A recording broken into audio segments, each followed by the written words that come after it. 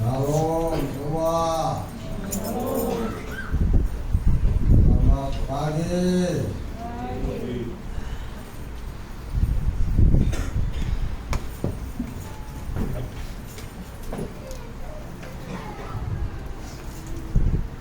Hari ini saya berikan temanya gereja atau jemaat Tuhan harus mengalami pepenuhan Roh Kudus. Gereja atau jemaat Tuhan harus mengalami pepenuhan Roh Kudus.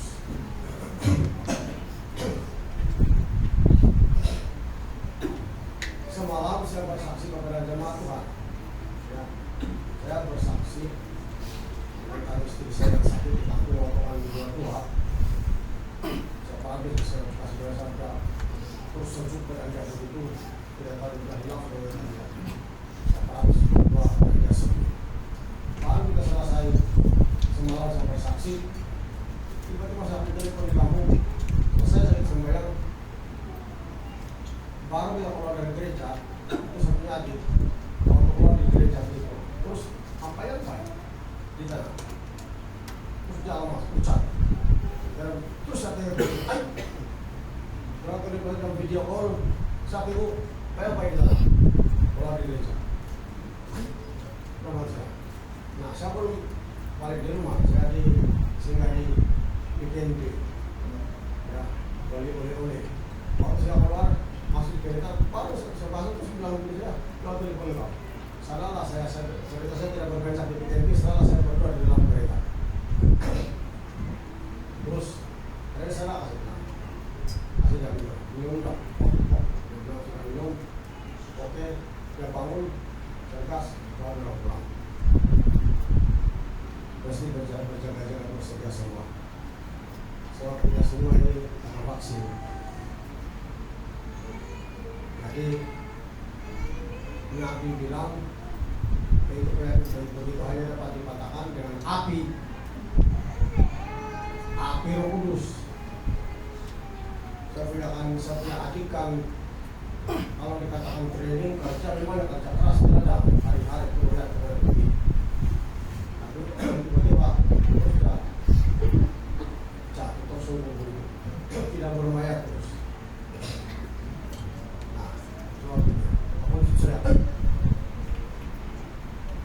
Terus bilang, ya bilang sebelum bilang, gimana sebelum? Tuh bahkan kalau dikerja sampai di tanah, tidak bermain, sampai mau mati saja. Kita kasih doa saudara, pasal dia bilang,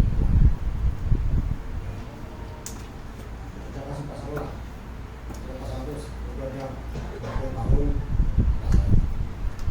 Nah, jemaat Tuhan, kita masing-masing memastikan hidup kita sekarang. Jangan lihat kelemahan orang lain. Jangan lihat kelemahan Bapak Petrus yang sudah lama tidak gunting-gunting rambut.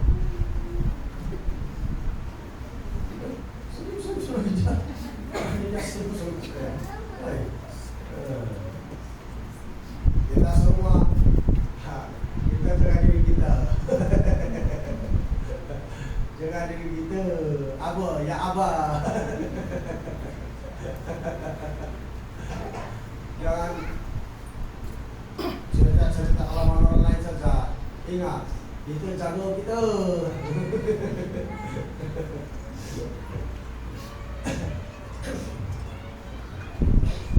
Jadi jaga betul-betul. Karena itu membuat juga tahun depan akan banyak orang mati. Tidak tahu Tuhan tidaklah. Tapi ucapan penting si firman Tuhan segala mesti berjaga-jaga setiap hari. Jaga kelakuan kita, karena itu melambangkan pakaian kita. Perbuatan kita di dunia, kelakuan kita di dunia itu merupakan perbuatan kita hari-harian. Dan itulah yang orang lihat. Saat itu sembahyanglah kamu betul-betullah sebelum kamu disembahyangkan.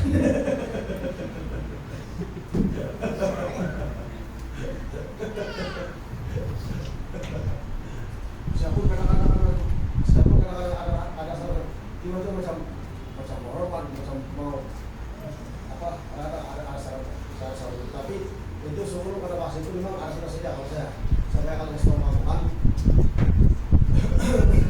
Tapi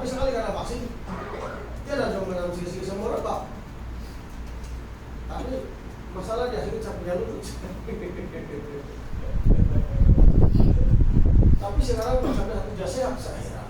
Ada musim-musim tunggu Jawa. Malah kita mau belajar musim ini hari. Semua kita musim itu roh cadang mencuri kesehatan tubuh badan kita. Lutut yang Tuhan kasih kepada kita, lutut yang sehat bukan sakit cerita. Kita belajar musim yang kita merampas balik kesehatan. Amin. Dia ambil itu kesehatan kita, dia curi. Karena Yohanes 11:10 bilang, manusia datang hanya datang untuk mencuri, membunuh dan membinasakan. Tapi Yesus bilang, aku datang supaya mereka mempunyai hidup dan mempunyai dalam segala melimpah. Jadi bukan saja dia curi harta Anda, tapi kesehatan kita. Umur yang mesti Tuhan tetapkan kepada kita pun dia curi. Akhirnya banyak orang mati begitu saja. Nah, yang bini saya sedang malam itu, sujud sudah pada di tangan dia. Sudah pasti baca bisik-bisik lagi. Kamu itu orang yang hanya berapa saya bisa saya di kampung. Dia bilang kasih dua lah saya bilang. Kamu sama polisi saya bilang. Terus dia bilang saya minta ampun Tuhan dia bilang. Ayo kita kasih 3 dari 1 orang, ada sembarang saja. Kamu dari mana sekarang? Terus saya kasih dia itu saya tahu namanya saya kasih dia. Terus kasih dia. Jangan bilang begitu. Jelas dia juga apa-apa. Tarik saksi dong kembali sebelah. Itu orang kami saya keluar sana. Malah saya usir semua roh kematian saya bilang keluar daripada yang vaksin semua keluar. Saya usir semua.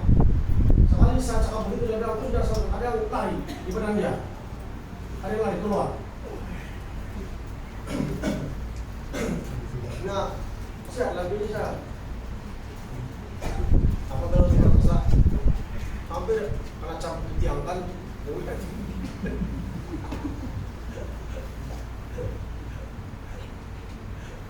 Sebarang cuma saya ambil 2 orang saja. Silat-silat ini saya. Patang-patang main-main lagi angkat itu. Datanya lagi muncul di teman-teman itu. Jadi mengkuat-kuat dorong saja. Ini saya baru bisa tahu. Jadi tak tahu sekali malam tak apa saya tiba-tiba begini. Bayangkan. Yesus bilang aku datang sebagai pencu. Sebagai pencu. Nah, makanya berjaga kita semua. Rajin-rajin kamu sembahyang, jangan malas-malas. Ya ada orang di sini siapa yang dikatakan tidak satu pun di antara kita di sini yang kepal dalam kematian pasti mati juga. Jangan kau tidak sembahyang. Ya ada yang kepal kematian di sini pasti mati juga. Maka rajin-rajin sembahyang cari Tuhan. Amin. Rajin sembahyang cari Tuhan. Nah, jadi itulah. Semalam baru saya balik, baru saya di tangan jalan dari telepon. Apa susah terus saya tinggal bisa? Ini mau kematian menjadi dalam hati saya. Makanya terus terus saja. Tidak ada sudah bayar. Nah, sebelah pasien kamera sebelah si cek kasih begini kasih 2. Sudah itu sudah itu saya bilang kalau jam 12 sampai bayar dia bilang nah, tahu berdiri buat balik. Kita proses. Sembahyang betul-betul. Katakan sembahyang betul-betul. Sembahyang betul-betul. Nah, kalau begitu ada pacek itu. Tapi kalau melihat itu suara korban, dia ada suara. Astagfirullahaladzim. Tapi kalau sembahyang betul-betul, oke. Sekali menyentuh soal itu. Yang suara ini begini ya, Rasmina ini begini ya, yang suara berarti.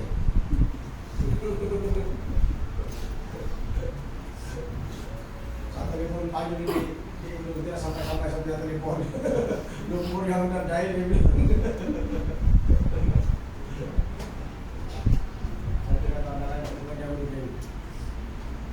Oke, nanti selepas ini kan sembahyang saya akan tampung. Nah, ada urusan saya. Mana asal semua balik kalau dia mau asal ada urusan.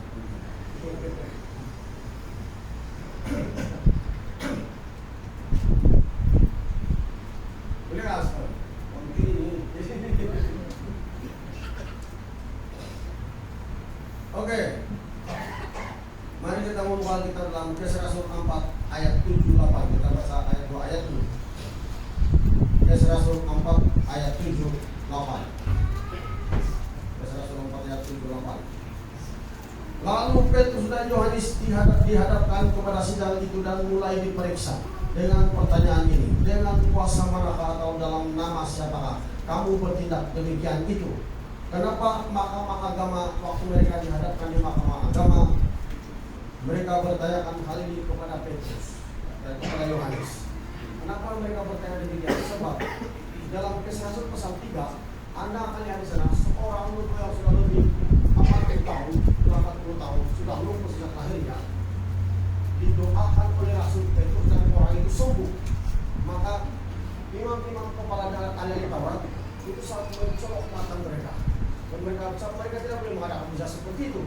Tapi mereka Petrus Yohanes boleh mengadakan karena mereka murid Tuhan Yesus, pengikut Tuhan Yesus. Maka waktu mereka datang kepada mahkamah, itu saat mereka tanya demikian, dari mana itu kuasa? Dia bilang ayat 7. Lalu Petrus dan Yohanes dihadapkan kepada sidang itu dan mulai diperiksa dengan pertanyaan ini, dengan kuasa manakah atau dalam nama siapakah kamu bertindak demikian itu?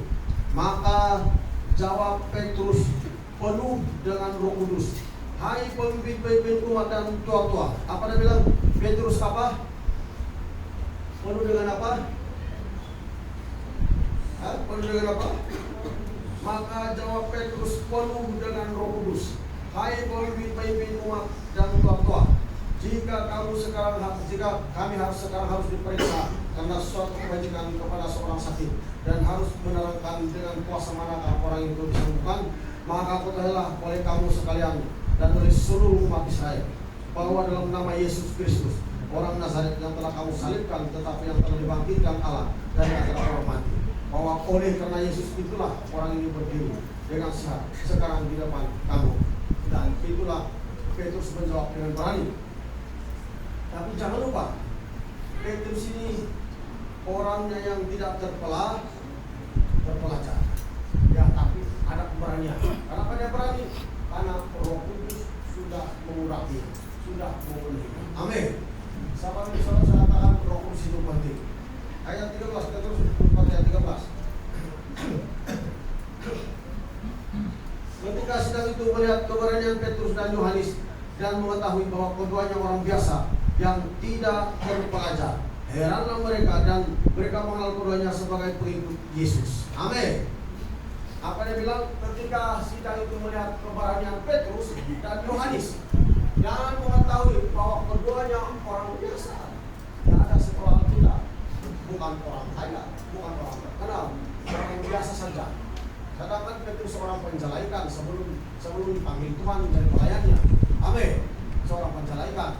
Tapi ketika dalam keadaan posisi ini, karena Roh Kudus sudah mengurapinya, sudah turun ke atasnya, dia punya keberanian untuk bersaksi, untuk menerangkan, untuk memberitakan Injil kepada imam-imam dan ahli Taurat bahwa dengan nama Yesus mereka melakukan hal itu. Mereka mendoakan orang sakit. Sehingga kita bilang ketika sidang itu melihat keberanian Petrus dan Yohanes dan mengetahui bahwa keduanya orang biasa yang tidak terpelajar. Jadi heran mereka. Sebab Petrus bukan hanya belajar, tapi keberaniannya itu luar biasa. Cara dia bersaksi itu luar biasa. Amin. Ingat jemaat Tuhan, kita mau maju, kita mau bertumbuh karena Tuhan, bukan tertakluk kepada pelajaran Anda. Memang itu semua itu penting. Memang itu kalau ada di antara kita dipanggil kalau cara itu kita syukuri dalam nama Yesus. Ya, dan itu penting. Tapi tidak tergantung di situ. Sekalipun kita punya ijazah apa semua, kalau Tuhan tidak menyatakan mengurapi kita, tidak akan jadi apa-apa. Tapi kalau hidup kita sederhana saja, tapi kita mendasari firman Tuhan, maka kita lihat bagaimana keberanian Petrus. Dan sebuah gereja itu akan menetap, sebuah gereja itu akan tetap tenang dan ada kekuatannya kalau mengandalkan Rohku, mengandalkan Yesus. Sebab itu orang Kristen harus belajar mengandalkan Rohku, mengandalkan Rohku,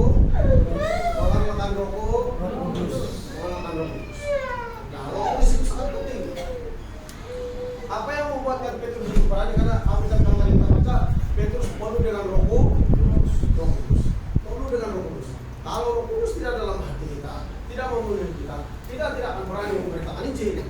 Sebab itulah banyak orang tidak berani bersaksi, banyak orang tidak mengakui imannya di hadapan atau di muka umum bahwa dia orang Kristen sudah berubah begini-begini, karena Roh Kudus belum memenuhi kehidupannya. Sampai kehidupannya tidak akan menjadi berkat bagi orang lain. Sebab itulah jemaat Tuhan, penting sekali orang itu mengalami kepenuhan Roh Kudus. Kalau orang mulai kepenuhan Roh Kudus, dia tidak mengajaknya selalu datang ke gereja. Roh Kudus itulah yang memberikannya apa yang dosa. Roh Kudus itulah yang memberikannya bagaimana disiplin yang mengikuti Tuhan Yesus dan sebagainya. Tapi itu semua orang harus mengalami kepenuhan Roh Kudus. Kepenuhan Roh Kudus kan itu janji Tuhan Yesus juga. Dia bilang ke sana persatuan, kamu harus tinggal di Yerusalem sampai kamu diperlengkapi dari kekuasaan dari tempat tinggi.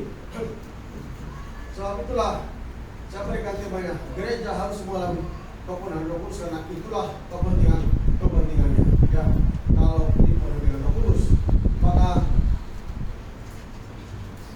kalau orang yang penuh dengan Roh Kudus punya apa itu keberanian untuk memberitakan Injil.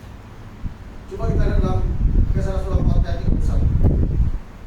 Kisah Rasul 4 ayat 31.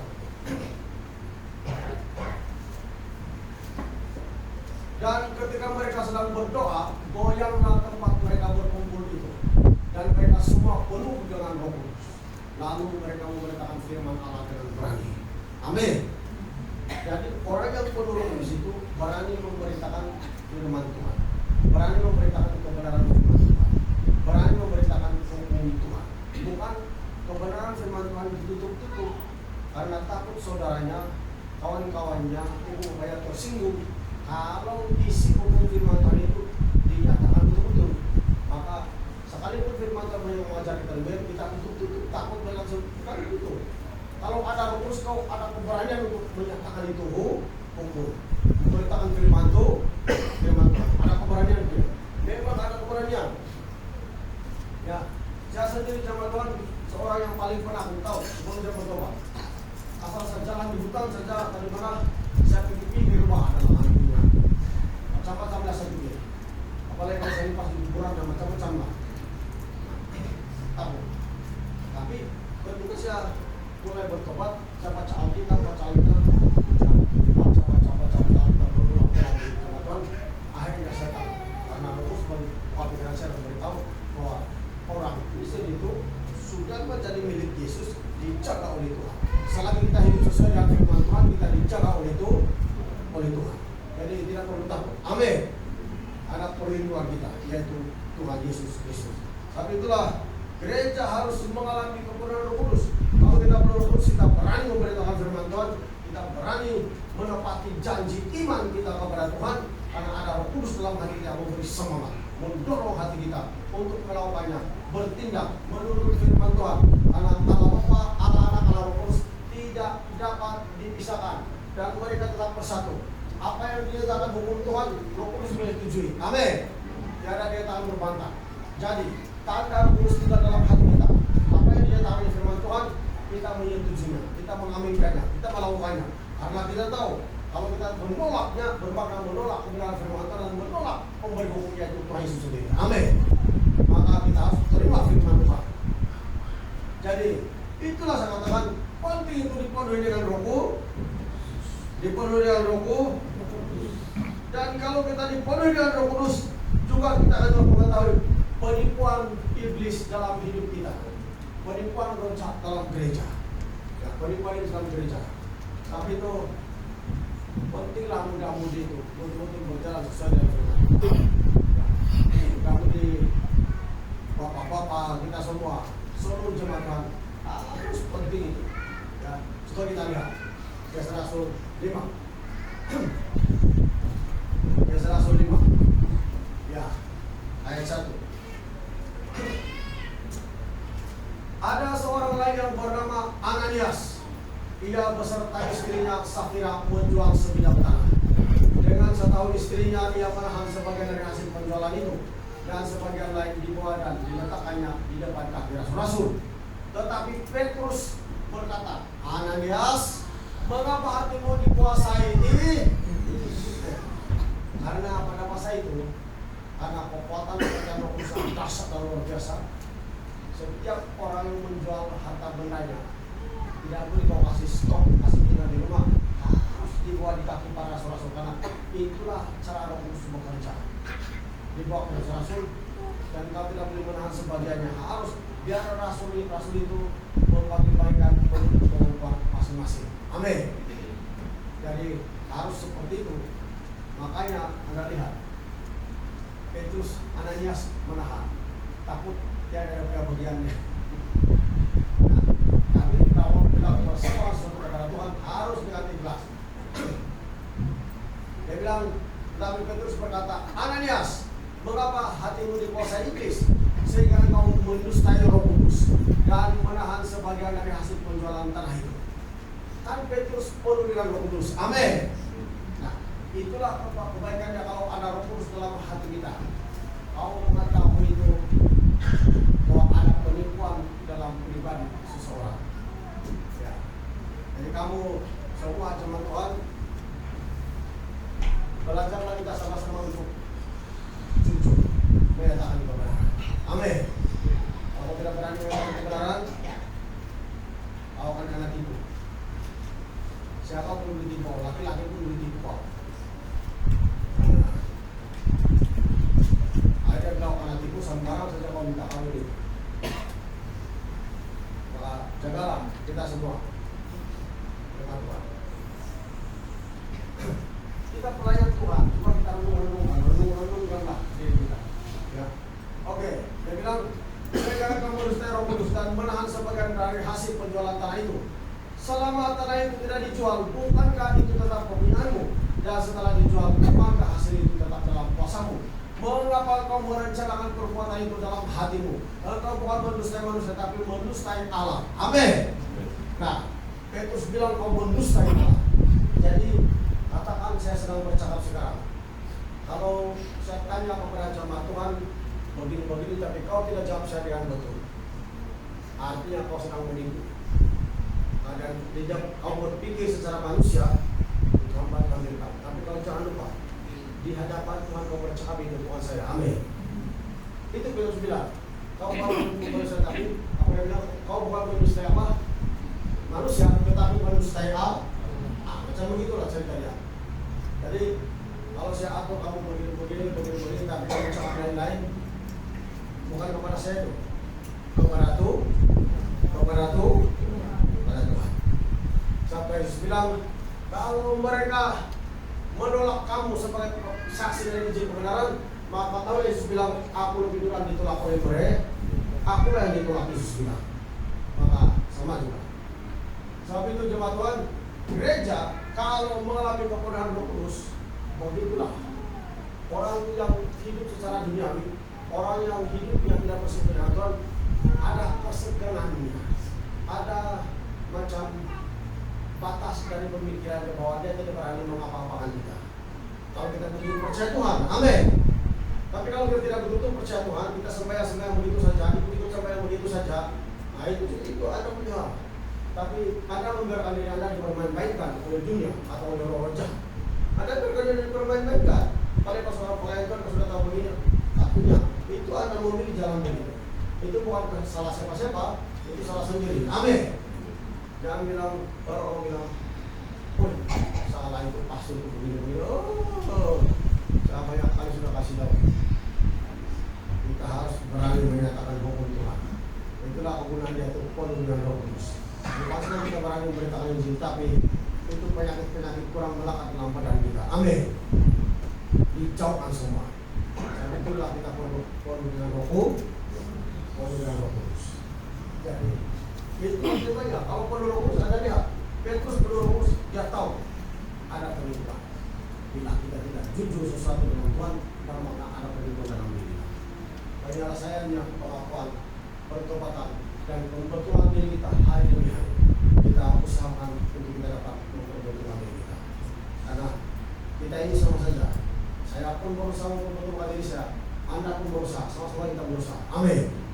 Jadi tidak ada yang dikatakan kau lebih benar, kau tahu betul tidak. Sama-sama kita memperbetulan diri kita. Amin. Wah, Waktu itu kan waktu itu waktu saya sakit, tiba-tiba dia sakit begitu. Saya berpikir, saya tahu semua. Seandainya, karena begitu bini saya sakit, seandainya kalau saya tidak mau betul-betul mencari Tuhan, doa kami lingkup di sini. Tiada yang mendoakan. Betul ya. Tapi karena dalam keadaan begitu, saya tetap mencari Tuhan. Maka adalah pembebasan kami, kelepasan kami. Coba, kalau istrinya pun tidak betul-betul percaya Tuhan, suaminya pun tidak betul-betul percaya Tuhan, tiba-tiba ada masalah. Apa yang kau begini? Pasti kau tolong, sudah, terus pergi kecemasan. Yuk. Sampai di kecemasan begini, dokter bilang, coba, balik Pak Ali kata udah sudah. Memang tidak salah kita berdoa ya semua. Karena rumah sakit atau hospital pun juga Tuhan yang menjadikannya untuk keperluan orang ramai yang tidak mengenal Tuhan, dan kita juga yang mengenal Tuhan untuk itu juga. Tapi seorang-orangnya anak-anak Tuhan itu jangan selalu kelihatan dalam hal-hal yang macam tidak membuktikan bahwa kita ini tidak percaya kepada Tuhan. Amin. Seorang-orang yang ada beza. Amin. Seorang yang ada beza. Ya. Ada apa? Ada apa? Ada apa itu?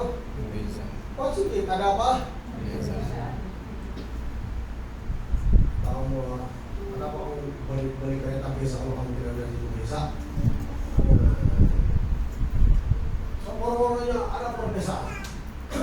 Saya lihat orang Kristen yang tidak hidup dari firman Tuhan, tidak hidup di Roh Kudus, keadaan hidupnya macam turun. Amin. Walaupun mereka ada duit banyak. Kalau di kampung lain musim sekarang ini, kalau kamu dikata tiap kali jual bukan 1.000 saya dapat sampai mereka full time terus. Kalau saya itu hanya untuk macam kasih training badan saya saja, bukan untuk seperti begitu. Yang penting ada sedikit untuk orang begitu. Jadi itu ya. Misalnya kalau di dalam musim naik harga kata 2, 3, 4 ribu, tidak ada hal lain. Main-main. Tapi saya lihat keadaan itu macam turun. Macam itu duit tidak tinggal dan kesehatan mereka pun macam sedikit ada serangan. Itulah permainan setan. Coba kalau kau sehat-sehat, kau percayakan kau bertobat, keadaan hidup kau akan kau serta sehat. Amin. Amin. Sebab itulah saya bilang teman-teman, perlu kita betul-betul mencari itu. Sekali lagi, jangan malas sembahyang. Kita semua ini karena vaksin. Nah, vaksin kita semua ini. Ada orang sampai sekarang pas lagi daerah saya itu yang pakas jarum setiap macam dia punya urat macam apa sengal asal apa yang daerah saya masih lagi daerah saya. Padahal beda. Oh bukan ini sini saya jangan lupa sama jadi pendeta.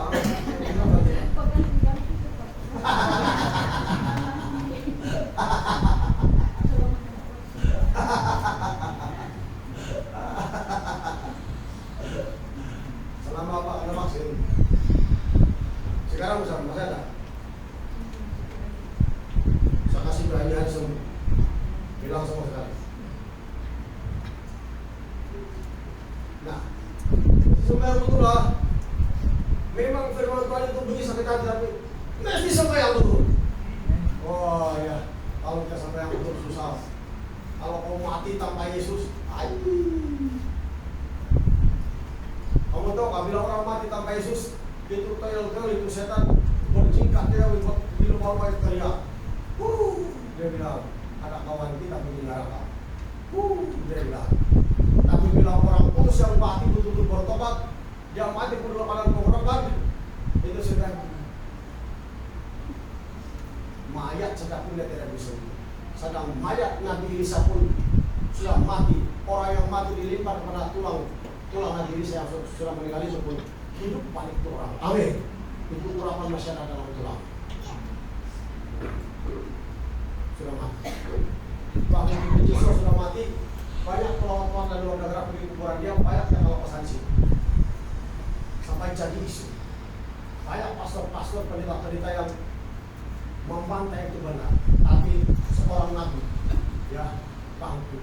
Dia berpinjau. Dia bilang, banyak orang tanya dia, apa kau setuju demikian? Kalau sudah mati sudah berpasangan. Barang berpinjau, jangan kamu macam sikit-sikit buat andaian yang tidak betul bilang.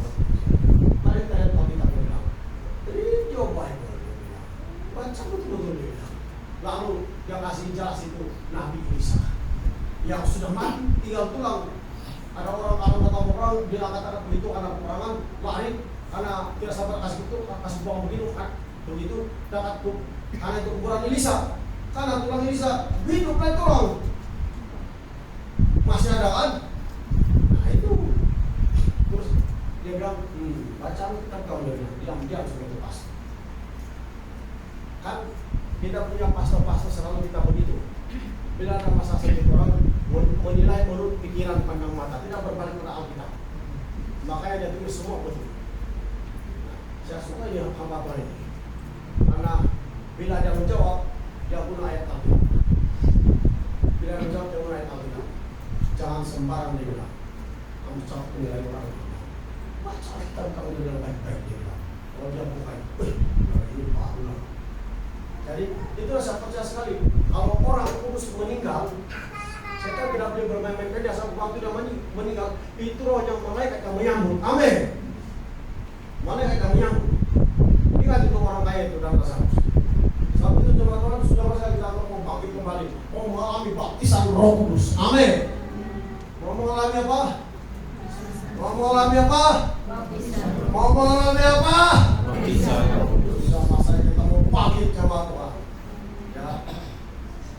Ingat, ekonomi kita mau pulih sudah. Karena Tuhan mengangkat kita doakan agar Ibrahim supaya Tuhan supaya dan beri kesehatan untuk mereka untuk menanti negara ini. Mereka sudah bertelepon dengan Jokowi. Dia bilang rakyat Indonesia menunggu kau ini. Dengan macam kau boleh orang ini. Itu presiden itu bukan apa? Asli nggak fokus jumpa saya sama-sama sudah ada. Oh ini. Apa ya? Bisa kata apa saya bilang udah bisa malam siap-siap untuk menantau ada pengusaha paspor yang lebih mudah keluar lagi tahun depan. Ayo buat tahun depan next year. Kalau tahun depan itu baby saja itu berintis saja itu jangan begitu rumah itu sudah saya rintis satu orang saya itu sampai hal atau cicing mending saya sampai pas dari satu tentang ya apa itu ya susah baru payu di tiara bater susah baru di loh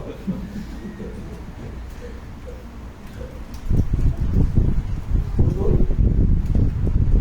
saya rasa ada satu tahun yang cara pengusaha ini karena itu kita paham betul orang kaya tapi kita harus paham teman-teman walaupun perdana menteri baru itu vaksin tetap itu bahaya perlu juga kita pakai dalam Tuhan. Amin. Perlu kita berharap sebagai Tuhan. Amin. Ya perlu juga